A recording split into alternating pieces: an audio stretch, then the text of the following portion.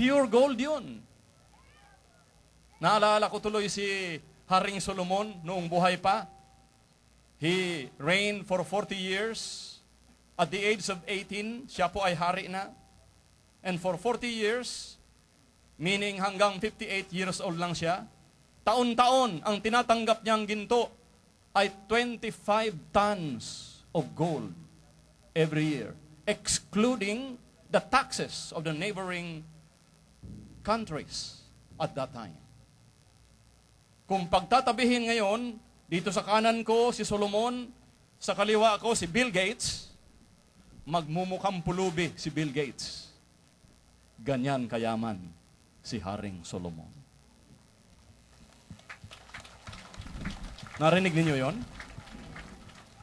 Pero noong bumaba si Jesus, sabi ni Jesus, "Look at the lilies of the fields, the birds of the air, the trees here in Bonifacio Shrine."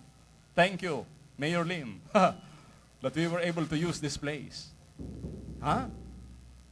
Sabi niya, not even Solomon in all his splendor was arrayed like one of these beautiful flowers. Kita ninyo mga kapatid, kung gaano kabuti ang ating Panginoong Diyos.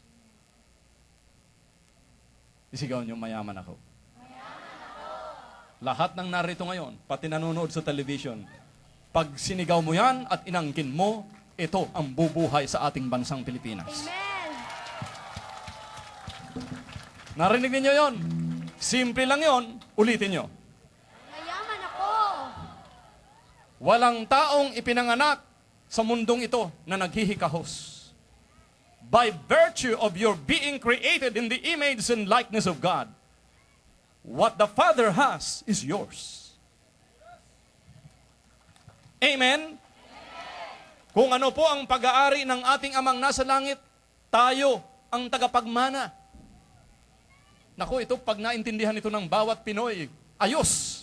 Ito kapatid, ang hahanguin tayo kapatid sa lahat ng kahirapan, sa lahat ng unimaginable works of the enemy.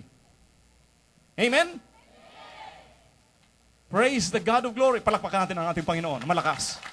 Purihin ang ating Diyos. Ayan. Kita ninyo? So, yun mga kapatid. Kanina sabi ni Brother Joe, ang problema ng tao talaga, kung tutuusin kapatid, hindi naman talaga pera. Ang problema ng tao ay puso. Isigaw nyo, ang problema ng tao ay puso. Hindi nguso. Palakpakan ang ating Panginoon. Dahil pag ang puso ay ayos, pati nguso, maaayos. What do you mean, Archie? Ibig sabihin, out of the abundance of your heart, the mouth speaks. Amen? Kung ano kapatid ang nasa kaibuturan ng puso mo, yun ang lalabas sa bibig mo. Kung likas ka talagang chismosa, talagang kitang-kita yan at maririnig dahil sa bibig mo. Pero ngayong gabi, pag nilinis ng Holy Spirit ang iyong puso, kapatid, ang nguso mo ay ang pinaka-baptized in the Holy Spirit sa lahat ng nguso. You will stop complaining. Sigaw nyo, stop complaining. Lakasan nyo? Ayan, titigil ka sa kaaangal. Problema ng tao, masyado angal ng angal. Sabi ni Brother Joe kanina, we must pray for those people who are in authority, for our leaders. Sabi ng Diyos yun. Sulat ni Pablo kay Timoteo, pray for those people who are in authority. Kahit galit ka, gusto mong ibagsak ang isang tao, kung ayaw ng Diyos at hindi pa pinapayagan ng Diyos, hindi mangyayari yon.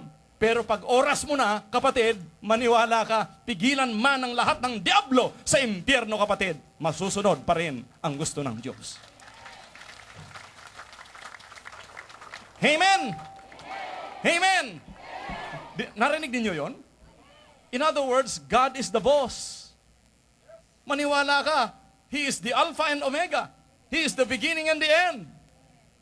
Amen? He is the cloud by day and the fire by night. That's what God is. Kaya kapatid, kung meron kang relasyon sa ating Panginoon, napakaganda. Sapagkat mula ngayon, nakatawa ka na lagi. Hayaan mo na kung walang ipin. Minsan nga, mas maganda walang ipin. Bakit? Yung hangin, tuloy-tuloy. Walang kasagasagabal yan. Di ba, no? Ay, nako. Aanuhin mo nga ang kompletong ipin mo, kapatid. Ang nguso mo naman, 1 kilometro haba. Nakasimangot lagi. Amen. Gugustuhin ko na yung bungalski.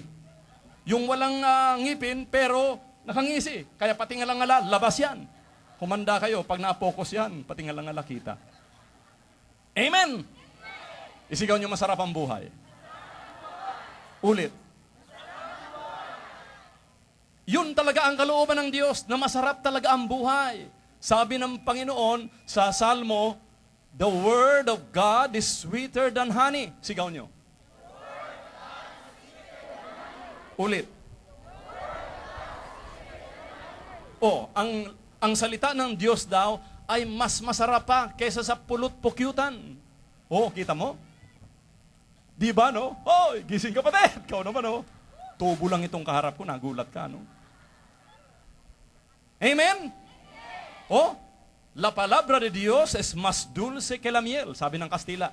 The word of God is sweeter than honey. So, ibig sabihin, pag binabasa mo lagi ang salita ng Diyos, which is the sword of the Spirit, lalo namang tumataas ang antas ng iyong pananampalataya, lalong lumalago ang iyong relasyon sa ating Panginoon, at lalo ka nagkakaroon ng kapayapaan na hindi malirip na kapayapaan. Amen! The peace of God, which passes all understanding, shall renew your hearts and minds through Christ Jesus. Isigaw niya uli, mayaman ako. Mayaman ako, Father Archie. Niyo lang akong pamasahe. Paano ko naging mayaman? Huwag mo nang isipin yon, kapatid. Dahil pag ikaw ay nanalig at sumampalataya sa ating Diyos na buhay at makapangyarihan, maniwala ka, siya ang may-ari ng lahat ng kayamanan. Kayang-kayang ibaling ng Diyos kung kanino man at sino man gusto niyang pagpalain. Kaya huwag ka maiinggit sa iba. Pag pinagpapala ang iba, magpuri ka kay Lord. Huwag mong ibababa, especially our Filipino mentality of a crab mentality. Pag meron tumaas, pilit na ibababa, hihilain pa ba? Huwag. Ayaw ng Diyos yun. Ang gusto niya, pag meron itinaas ang ating Panginoon, lalo kang matuwa. Lumundag ka sa tuwa. At lalo ka namang pagpapalain ng ating Panginoong Diyos na buhay. Ganun kasimple yun. Amen. In other words, you rejoice in the success of others. Amen? Natutuwa ka. Nagagala ka sa tagumpay ng ibang tao. Bakit? Sapagkat Diyos, promotion does not come from east or west. It comes from God and God alone. Amen? Ulitin ko po, promotion does not come from east or west. It comes from God and God alone. Pag ikaw ay tinaas ng ating Panginoon, na-promote ka ngayong gabi, angkinin mo na. Mark 11:24, when you pray and ask for something, believe. Sigaw nyo, believe. Lakasan nyo.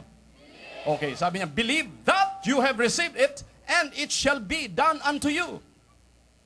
So hindi mo pa nakikita yung mga hinihiling mo sa ating Panginoon, angkinin mo na nariyan na. Kahit hindi pa nakikita ng iyong mga mata. That's the meaning of faith. Amen. Faith, Hebrews 11:1, faith is the substance of things hoped for and the evidence of things not seen. Ang pananampalataya daw ay ang mga nilalaman ng mga bagay na hindi nakikita.